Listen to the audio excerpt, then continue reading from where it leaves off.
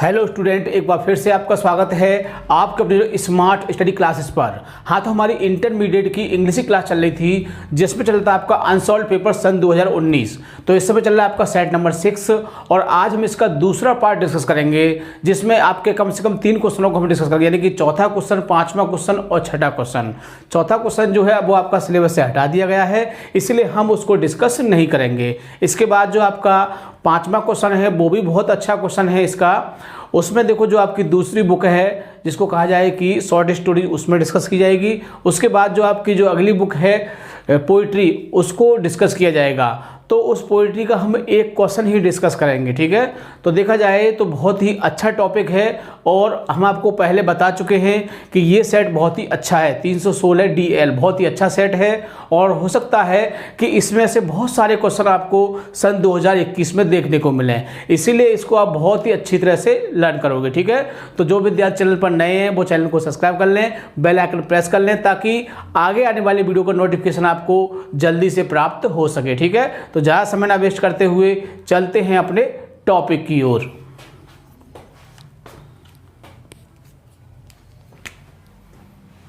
Class 12th English, यानी कि 12th class की इंग्लिश की क्लास चल रही थी और जिसमें चल रहा था आपका अनसॉल्व पेपर सन 2019। तो इस समय चल रहा है आपका सेट नंबर 6 316 DL। तो हम आपको बता चुके हैं बहुत ही अच्छा सेट है और इसमें से हो सकता है कि बहुत सारे क्वेश्चन आपको सन 2021 में देखने को मिल सकते हैं, इसीलिए प्रत्येक क्वेश्चन को बहुत ही अच्छी तरह से आपको याद करना है। वीडियो एक बार में ना समझ में आए तो 2 बार देखें, 3 बार देखें, बट इसमें जो भी क्वेश्चन आपके डिस्कस हो रहे हैं उनको आपको बहुत ही अच्छी तरह से लर्न करना है। तो देखिए इसमें ये चौथा क्वेश्चन है, ये आउट ऑफ सिलेबस है आपका, तो इसको हम डिस्कस नहीं करेंगे। यानी कि जो आपकी बुक थी द मर्चेंट ऑफ वेनिस, बहुत ही अच्छी बुक थी, इस प्ले में देखो बहुत ही अच्छा बताया गया था। तो इसको कोविड-19 का इसको हटा दिया गया है, तो हम इसको डिस्कस नहीं करेंगे, ठीक है। इसके बाद जो अगला क्वेश्चन है आपका question number 5, answer any 2 of the following question in about 30 word. यानी कि ये आपकी जो तीसरी बुक है आपकी शॉर्ट स्टोरी, तो इसमें से 3 क्वेश्चन दिए होते हैं और जिसमें से एग्जाम में आपको 2 क्वेश्चनों के आंसर देने होते हैं। तो देखो हम आपको पहले बता चुके हैं कि हम उन्हीं क्वेश्चनों को डिस्कस करते हैं जो आपके सिलेबस में बचे हुए हैं। तो इसमें देखो तीनों क्वेश्चन आपके सिलेबस में है, इसीलिए हम तीनों क्वेश्चनों को इसमें डिस्कस करेंगे। तो देखो हमने आपको पहले बताया था कि जो हम आंसर लिखाते हैं वो क्वेश्चन बेस पर लिखाते हैं। जैसा क्वेश्चन का बेस होता है, जैसा क्वेश्चन का आधार होता है, उसी आधार पर हम इसके आंसर लिखाते हैं। ऐसे क्वेश्चनों के आंसर बहुत ही आसानी से याद हो जाते हैं और एग्जाम में भी अच्छी तरह से लिखे जाते हैं। और यदि आप इस टाइप का आंसर लिखते हो तो बहुत अच्छे मार्क्स भी मिलते हैं, ठीक है। तो बहुत ही अच्छी तरह से प्रत्येक क्वेश्चन को समझना है ताकि आप इनको समझ सकें और एग्जाम में आने पर उसको अच्छी तरह से लिख सकें। तो देखिए पहला ही क्वेश्चन है इसका, A नंबर क्वेश्चन है।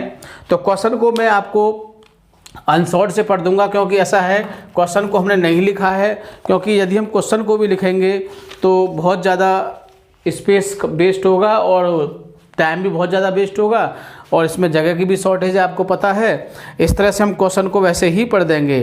तो क्वेश्चन नंबर 5 का पहला A नंबर है, व्हाट वर संकुच फीलिंग, व्हाट मीन्स क्या। वर माने थी संकुच फीलिंग, शंकु की भावनाएं, शंकु की क्या भावनाएं थी before stealing the gold watch of the engineer.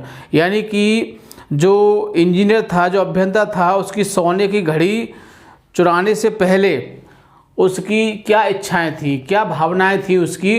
तो ये क्वेश्चन इसमें पूछा गया है। तो देखो हमने उसी बेस पर इसका आंसर लिखा है, देख लेते हैं इस आंसर को आप। तो संकुच फीलिंग देखो वही आ गया, इसमें लिखा हुआ है ना, व्हाट वर संकुच feeling before stealing the gold watch of the engineer, है ना।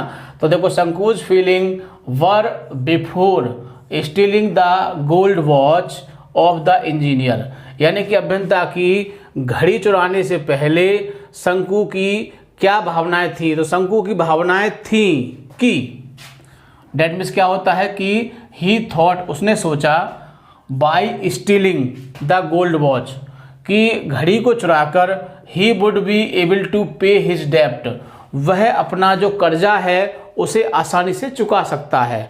उसने सोचा कि वो घड़ी को चुराकर जो अपना कर्जा है उसको आसानी से चुका सकता है and leads a good life, और एक अच्छा जीवन बिता सकता है विद हिज फैमिली, अपने परिवार के साथ। यानी कि वो घड़ी को चुराकर अपना जो कर्जा है उसको चुका सकता है, उसको चुकाने में सक्षम हो जाएगा और लीड्स ए गुड लाइफ, एक अच्छा जीवन बिता सकता है विद हिज फैमिली, अपने परिवार के साथ। एंड ही वॉज एफ्रेड, और वह भयभीत था, ऑफ बीइंग कॉट, पकड़े जाने के भय से, यानी पकड़े जाने के डर से भयभीत था, एंड पनिश्ड, और सजा के। और वो इस बात को भी सोच रहा था कि यदि मैं पकड़ा गया तो क्या होगा, तो इस बात से वो भयभीत था और उसने फ़ायदे भी सोच लिए उससे पहले कि ये फ़ायदे होंगे मुझको। तो इस तरह से इस क्वेश्चन का आंसर देखो बहुत ही अच्छी तरह से हमने लिखा है, बहुत ही इजी सेंटेंस लिए हैं और उन्हीं वर्डों का प्रयोग किया है जो आसानी से आपको याद हो सके। ठीक है, अगला क्वेश्चन देखते हैं B, the astrologer had left the village. तो क्वेश्चन देख लेते हैं इसका, why had the astrologer left his village, यानी कि जो ज्योतिषी था वो अपना गांव क्यों छोड़ चुका था, ज्योतिषी ने अपना गांव क्यों छोड़ दिया था, क्यों छोड़ चुका था।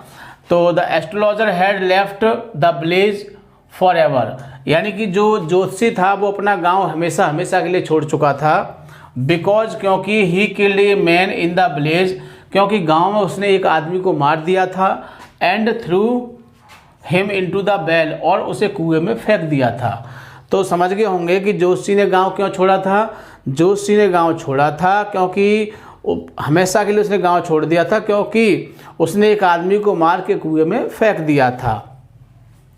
In order to save himself, अपने आप को स्वयं के बचाने के लिए, फ्रॉम रिवेंज, बदले से, और किस लिए, यानी बदले से अपने आप को बचाने के लिए, ही लेफ्ट हिज विलेज, उसने अपना गांव छोड़ दिया था। तो बहुत ही आसानी से याद कर सकते हो और हमने इसमें वही बात लिखी है जो बात इसमें पूछी गई है। मैं गाइड देता हूं कि ऐसा आंसर यदि एग्जामिनर ने एक बार पढ़ लिया तो नंबर देने से उसे कोई रोक नहीं सकता है।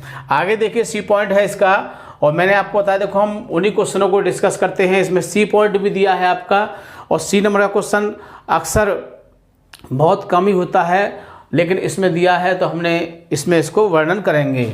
द चाइल्ड रिजेक्टेड, बच्चे ने उसको त्याग दिया था। ऑल काइंड्स ऑफ ऑफर, उसके जितने भी उसको ऑफर दिए गए थे, जितने भी उसको अवसर दिए गए थे, ऑफ द जेंटलमैन, उस सज्जन व्यक्ति के द्वारा, यानी कि जब बच्चा खो गया था तो एक सज्जन व्यक्ति ने उसको बहुत सारे ऑफर दिए। ऑफर क्या दिए कि जिन चीज़ों को वो बच्चा पहले चाहता था उन सब चीज़ों को उस जेंटलमैन ने उसको देने की कहा कि बेटा गुब्बारे ले ले, फूलमाला ले ले, बर्फ़ी खा ले, झूला झूल ले, सब कुछ कहा, लेकिन उसने कुछ भी नहीं लिया था।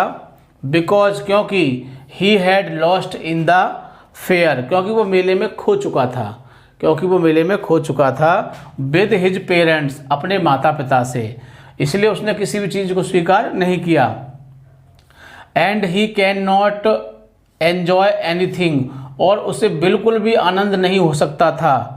In the absence of his parents, यानी कि अपने जो माता पिता की अनुपस्थिति में उसे किसी भी चीज़ में आनंद नहीं था, उसे कोई भी चीज़ बिल्कुल भी अच्छी नहीं लग रही थी। तो बहुत ही अच्छी तरह से इसको आप 2 बार पढ़ लेना, आसानी से याद हो जाएगा। अगला सेक्शन क्वेश्चन है आपका, explain with reference to the context anyone, यानी कि 2 आपको स्टेंजा दिए हुए हैं और इसमें से आपको किसी एक स्टेंजा का रेफरेंस, कॉन्टेक्स्ट और एक्सप्लेनेशन करना है। तो देखो बहुत ही अच्छी तरह से हमने आपको बताया है कि इसमें जो दिए हुए हैं वो दोनों ही आपके स्टेंजा ऐसे हैं जो आपके सिलेबस में है, लेकिन हम एक को ही डिस्कस करेंगे। तो मैं आपको पहले भी बता चुका हूँ कि सबसे मुख्य बात क्या होती है, पहचानना, क्योंकि जब तक आप स्टेंजा को पहचान नहीं पाओगे आप इसका जो पहला पॉइंट है उस रेफरेंस उसे नहीं लिख सकते हो, और यदि आपने रेफरेंस नहीं लिखा तो आपका आंसर भी अधूरा माना जाएगा, ये मान लीजिए। और रेफरेंस गलत लिखा तो मामला ही खराब है। तो मान लीजिए ये कहा जाए तो ये 10 नंबर का क्वेश्चन है आपका, और 10 नंबर में से यदि आपने रेफरेंस को रॉन्ग कर दिया तो मान लीजिए 5 नंबर ही मिलेंगे, और यदि आपका रेफरेंस सही है तो मैं गाइड देता हूँ कि 9 और 10 भी मिल सकते हैं आपको, ठीक है ना, यानी 9 तो मिल जाएंगे, 10 भी मिल सकते हैं। इसलिए बहुत ही अच्छी तरह से इसको आपको समझना है और लिखना है, ठीक है। और सबसे खास बात पहचानने की है, देखो, hearts with equal cheeks, lips, eyes. तो देखो तीनों वर्डों से परिचित होंगे आप इनसे। ये किसका हो गया, ट्रू ब्यूटी का हो गया, बहुत ही आसानी से इसको when I consider how my soul more bent. तो ये आपका कौन सा है, ये आपका जो अगला चैप्टर है आपका ऑन हिज ब्लाइंडनेस, उससे लिया गया है। तो हमने इसको ही डिस्कस किया है इसमें, ठीक है। तो देखो heart with equal love combined kindle never dying fires where these are not I despise lovely cheeks और लिप्स और आइज। तो देखो बहुत ही आसानी से पहचान लोगे और लिख भी फिर आसानी से सकते हो।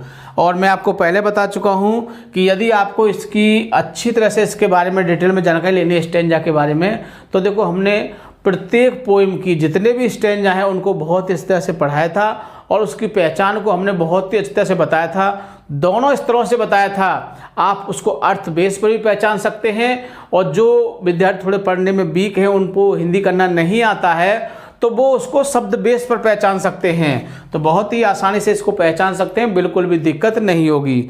दूसरा वाला when I consider how my light spent, तो लाइट स्पेंट मतलब क्या है, आंखों की रोशनी जाना।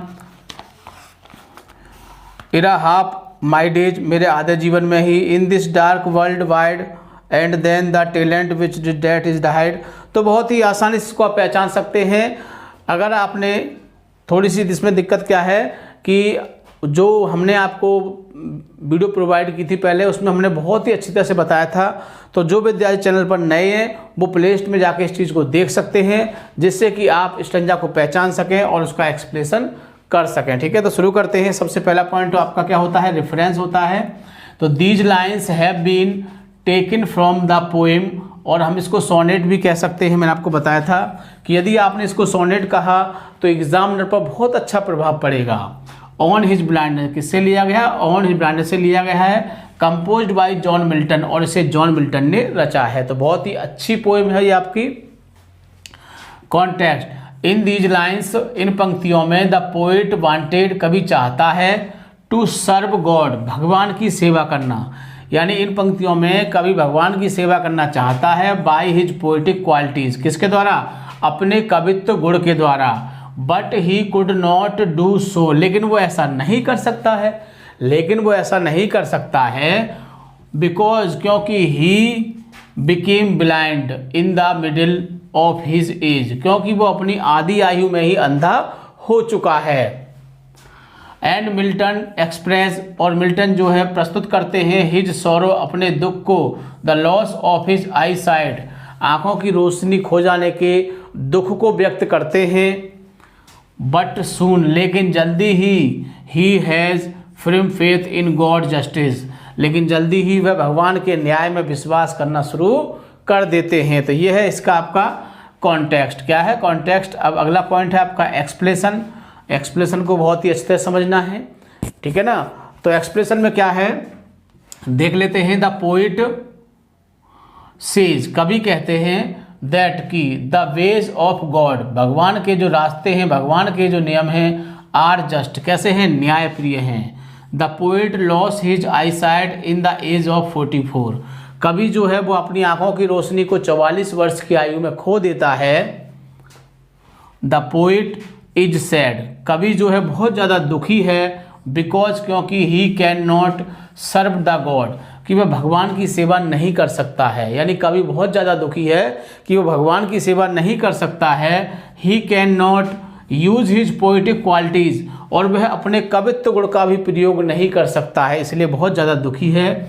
ही कंप्लेन्स, वह शिकायत करता है, that God need not his service, कि भगवान को उसकी सेवा की आवश्यकता नहीं है। यानी भगवान से शिकायत करता है कि भगवान को उसकी सेवा की आवश्यकता नहीं है। सो इसीलिए he has taken his I site, इसीलिए उसने उसकी आंखों की रोशनी छीन ली है। सून, जल्दी ही रियलाइज, वह इस बात को मानता है, हिज मिस्टेक, यानी जल्दी ही वह अपनी गलती को स्वीकार कर लेता है। दैट की God need not man's work, कि भगवान को आदमी के कार्यों की आवश्यकता नहीं है। बिकॉज, क्योंकि थाउजेंड ऑफ पीपुल, यानी हजारों लोग वर्क कार्य करते हैं, ऑन लैंड एंड सी, कहाँ पर, पृथ्वी और समुद्र पर उसके लिए हजारों लोग काम करते हैं। फॉर हिम, उसके लिए। दस, इस प्रकार the complete work of him, उसका जो पूर्ण कार्य है, is the best service of God, भगवान की ही सच्ची सेवा है। तो ये था आपका एक्सप्लेनेशन, बहुत ही अच्छी तरह से याद करना है।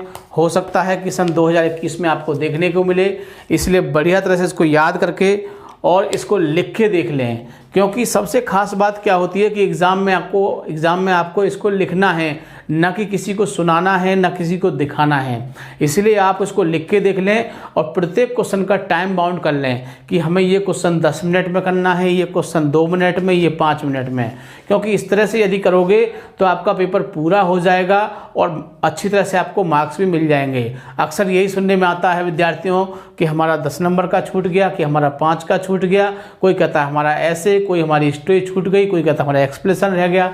इस तरह से यदि आपको किसी क्वेश्चन को नहीं छोड़ना है तो क्वेश्चन जो भी करना है उसको टाइम बाउंड करिए। अगर टाइम के हिसाब से करोगे तो टाइम आपका बच जाएगा, न कि कम पड़ जाए। इसीलिए ठीक है, तो वीडियो को पूरा देखना है। सबसे खास बात, वीडियो को लाइक और शेयर करना नहीं भूलना है, ताकि और भी विद्यार्थी इससे फ़ायदा उठा सकें। ठीक है, थैंक यू। जय हिंद, जय भारत।